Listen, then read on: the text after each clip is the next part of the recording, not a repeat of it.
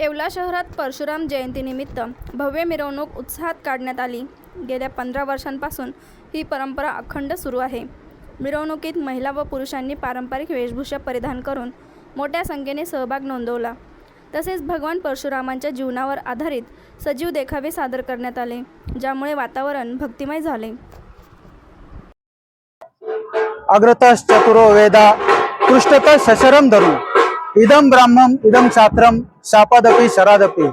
भगवान परशुराम हे विष्णूंचे 6वे अवतार।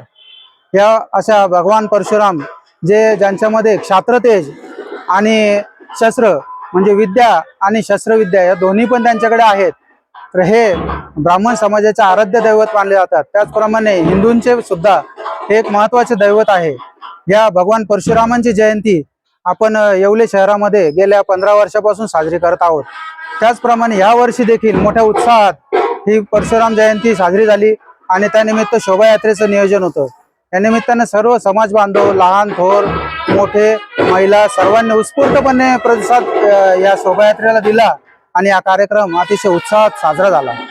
या भगवान परशुराम जयंती निमित्त मी समस्त हिंदू बांधवांना शुभेच्छा देतो। जय परशुराम। या परशुराम जयंती निमित्त आपण परशुरामांचा एक सजाव असा देखावा सुद्धा आपण या निमित्ताने साजरा केला। शोभायात्रामध्ये महिलांनी सुद्धा विविध खेळ त्याचप्रमाणे नृत्याचा एक कार्यक्रम या निमित्ताने झाला आहे। तसेच समाज बांधवांनी आपल्या मनोगत सुद्धा यावेळी व्यक्त केले आणि समाज एकत्र यावा, त्याचप्रमाणे समाजाला कुठल्याही प्रकारचे भय नसावे अशा प्रकारची एक इच्छा सर्वांनी व्यक्त केली।